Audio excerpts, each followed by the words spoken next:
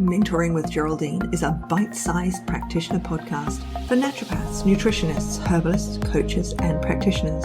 This podcast responds directly to the needs of you, the practicing natural therapist. Hello, everybody. Welcome back. Good morning.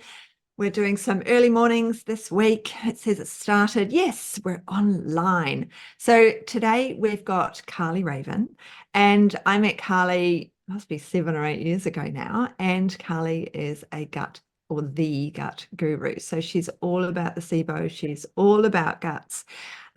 She's got the training program. She's got clients. She's got, it's like the thing.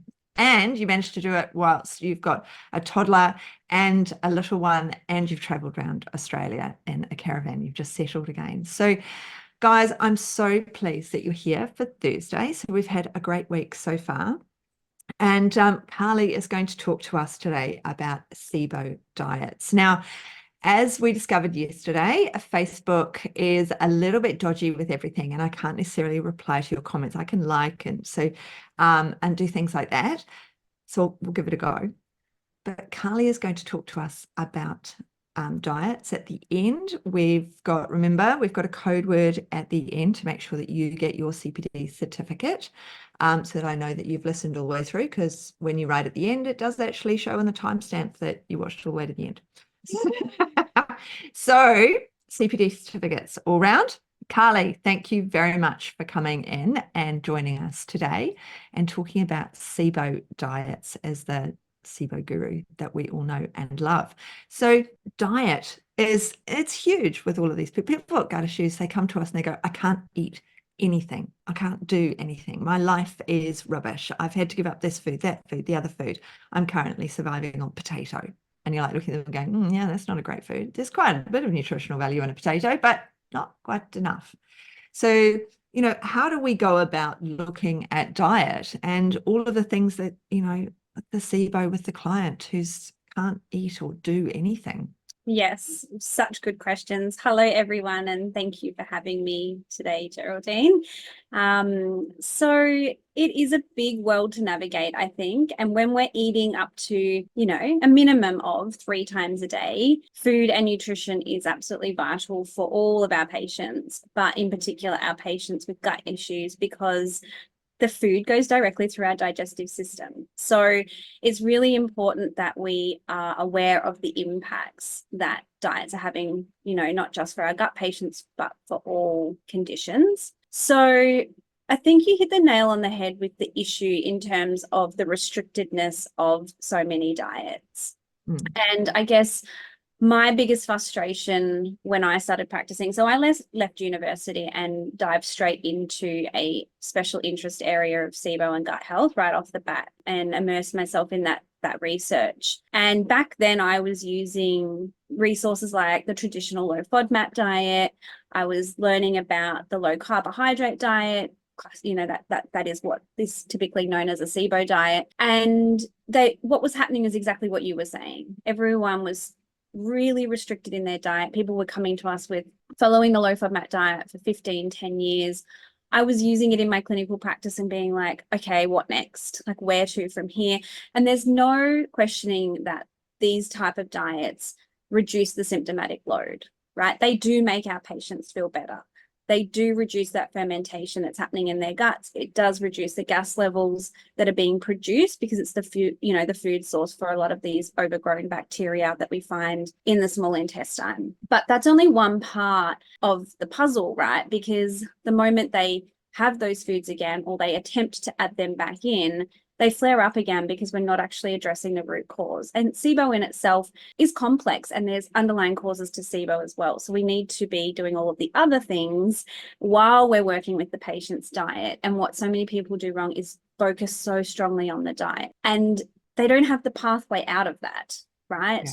And I think the biggest issue is that patients have these things, easy access to these free resources. They put themselves on it. They feel really good. They get stuck on it. And then 10 years go by and their poor microbiome, right? And so I was like, right, we can do better. And so then I created a dietary therapy 5 years ago that I started using with my own patients, which focuses on not just helping treat the SIBO and the IBS or the pathogenic overgrowth in their gut, but it also nurtures and nourishes the microbiome, right? And it isn't as restrictive as a lot of the other options that are available. And I started to see really amazing clinical outcomes. And I was just like, right, we do not need to be starving our patients and putting them through that. And they do need a clear plan of how to get out of there. Because at the end of the day, I'm sure everyone here can resonate with the fact of like, you start something, you try to keep your patients engaged, and then all of a sudden they're gone. And you're like, you don't have the time to chase up have they ever come off that? We can do that. That's what I was saying, is that they come to us and then they decide maybe that, you know, they no longer want to continue care. Maybe you put them on one of these diets, and then what? Like, you haven't had that, you may have not explained the next steps. So what I've created is all of the steps. They have all of the steps. They have all of the knowledge. And they're also nourishing their microbiome right from the very beginning. You know, it's not that initial starvation that's happening. So yeah, there's lots, and I'll hand over. You might have more questions and you want to kind of take it, but that's, yeah. It is, though. It is all about nourishing, because I mean, a lot of the old style was, you know, kill, kill, kill. And then once we'd killed, then what do we do and where do we go? And it is a case of, you know, really, sometimes it's a struggle to get them to trust that they can eat something. And, you know, and I'd be using garlic on them, but if they knew the word allicin or alanine, then they go, oh, I can't take that product because it's got garlic. And I'd be like, no, it hasn't really got garlic in it. Yeah, it's just a constituent and an extract of that, and it's not actually going to feed or give you symptoms. Yeah, the lack of education is massive in this arena for sure. Yeah, and there is so much Dr. Google involved. So it is a case often of getting them right at the beginning, or or talking to the world about, you know, don't stay on FODMAPs forever. I mean, what was it, designed for 6 weeks or something originally? It had a really short time that people were meant to be on it. Yeah, well, when you look at the meta-analyses that have been done on the low FODMAP diet, it is very well researched. And I've even done some trainings on like children and the use of the low FODMAP diet in children. And they've even got like studies done on populations of children. And it has great outcomes from a symptomatic point of view, but they're starting to see data now on the use of even up to like as quick as 4 weeks on the low FODMAP diet can actually change the commensal bacteria in the large intestine and start to see like diversity and a drop in key species in the microbiome. And when you start to think about the length of time that we're typically using the low FODMAP diet or similar diets of that restrictive carbohydrate nature, yeah, we're definitely impacting the microbiome, and it's a consideration we all need to be making for sure. And this is where testing is, in my practice and in my belief, it is really important, because we can actually look at what's happening in the large intestine. And, you know, when you're dealing with someone with SIBO and large intestinal, like if their species are already low and they've got poor richness and diversity, and then you go and put them on any type of restrictive diet, we've got to ask ourselves, is that actually the best that we can do for them? You know, and what else could we be doing? Or how can we personalize their diet, even though there are these cookie cutter molds for treatment of SIBO? For, you know, that, you know, even with the process that I've created, the 6-stage process, we still personalize it based off, you know, what findings we find in their microbiome. So there is a structure, but then we go, okay, you might have this bacteria. The research shows that you need, you know, more flax seeds or a higher amount of, you know, galacto-oligosaccharides, for example, and that's going to really help shift that bacteria back down and increase some other ones. So let's, you know, trial this with you, even though it might not suggest that in the diet guide. Let's trial it for you as the individual sitting in front of us. Yeah, and that's really important, being able to individualize for every person that we see. That's who we are, isn't it? That's who we are as natural therapists, is individualizing everything for our clients. It's not, there's no cookie cutter across everything, as some, you know, groups of therapists do. You know, if you've got a frozen shoulder, it might be that, you know, everybody does that same exercise. But for us, everybody is very individual. So when you're looking at these diets, are you doing like a ton of testing for these people? I mean, is it really, I mean, obviously there's the breast test, and you're doing a fecal test. Which ones do you prefer? Like, are they, I'm not going to ask you for brands, but I'm just saying, are you using a local or are you sending internationally? Because I know when I was speaking to Moira 2 days ago, she was saying that she sends everything international because of how it's done. So is that the same with you? No, so we're using local. I only use metagenomic shotgun sequencing for stool testing, and that's really important for us because of the validation of that type of testing and what I'm specifically looking for from like that species level and the relative abundance of all bacteria, rather than just trying to screen for a range of tests. If that like, you know, a list of things, I'm like, yep, that's great, but there's more. So I want to see everything as possible. And then we do use SIBO breath testing. Again, that's local. We have gone a bit global in the last 12 months in our practice. So we are now supporting a lot of patients in the UK and the US.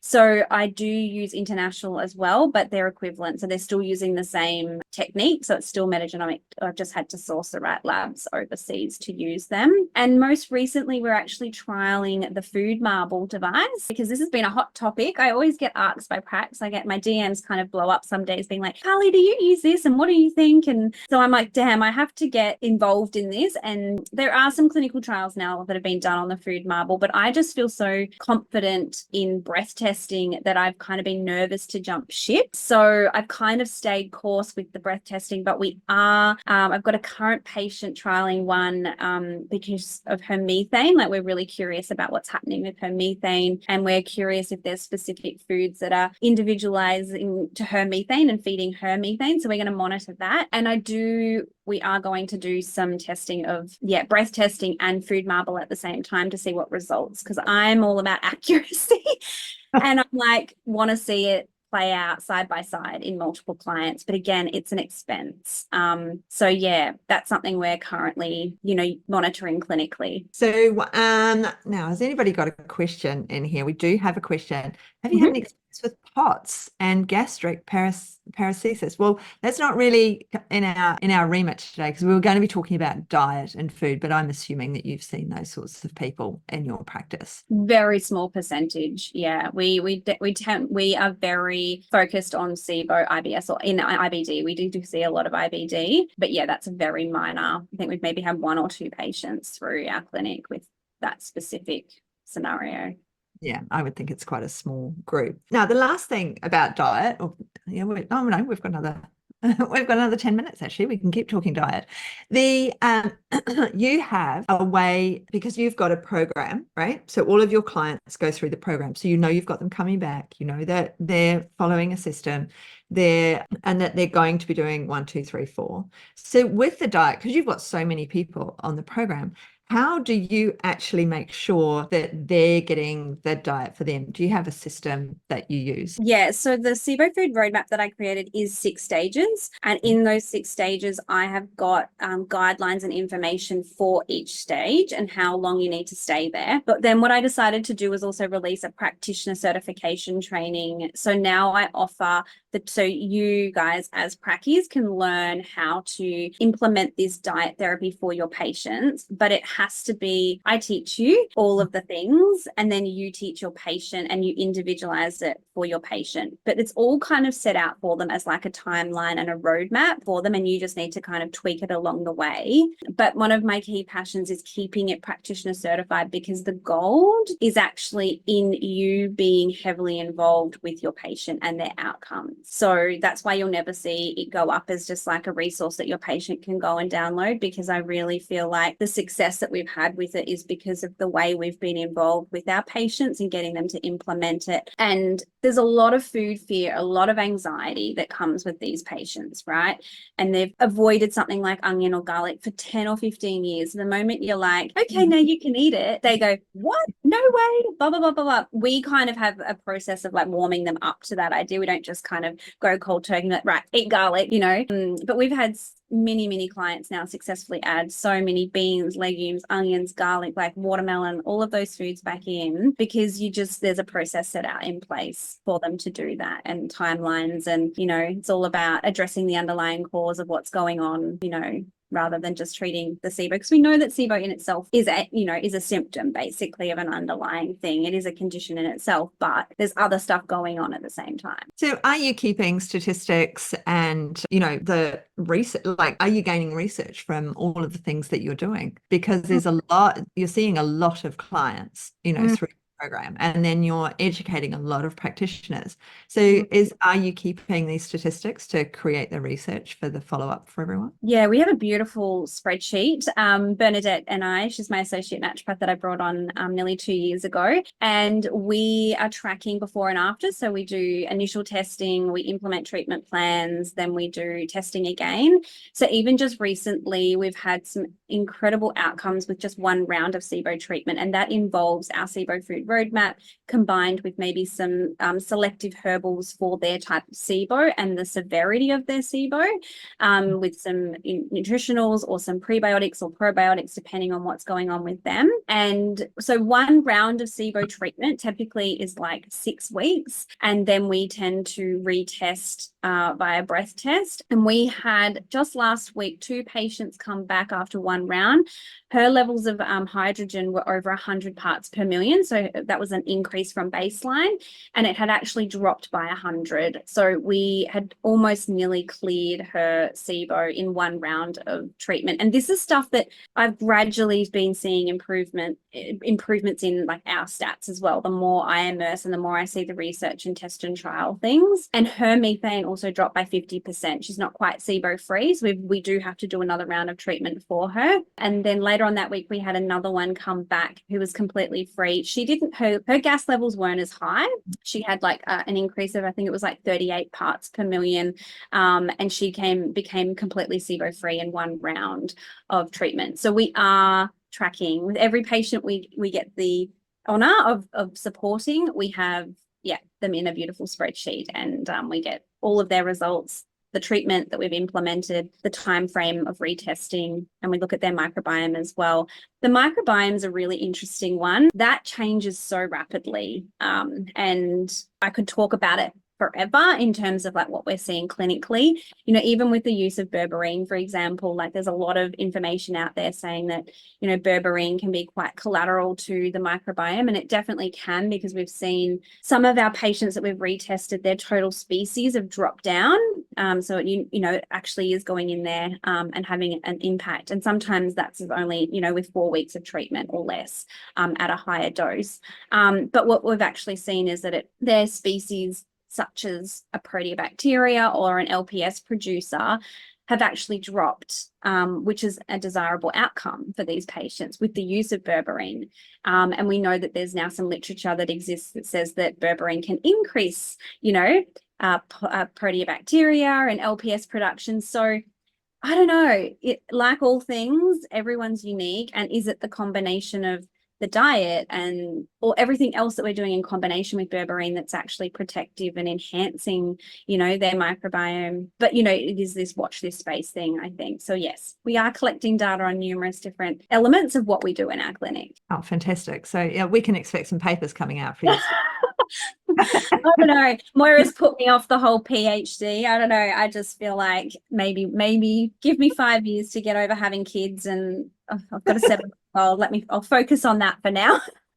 If someone wants to take my data and run with it and turn it into something, maybe. Because you've written a book as well. You wrote your book a long time ago now. Started out. How long ago was that you wrote? That was my first year out of university that I did that. That was and since then I've kind of developed the practitioner course that I run, and that's got more of my updated. It was much easier to keep up to date with a course versus kind of trying to redo a book every year with all of the fast emerging research. So I kind of decided to launch the course, which has more up-to-date stuff now. But yes, that was a labor of love, that book.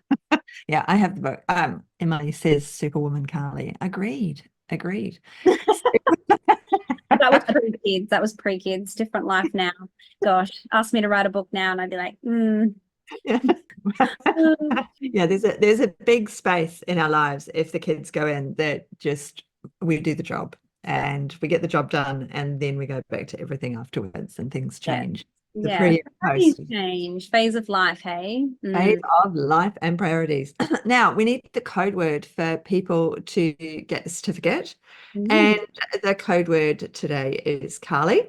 So guys, you need to write Carly in the thread for you to get the CPD certificate. And so everybody's getting a certificate. My poor VA. I thought this is a great idea. And I went, this is a terrible idea. I have to do this. I was like, hey. Manual work. But I think it's like that, that's the one thing I've learned in business though, is like you have all these ideas and then all of a sudden you've got all this admin work.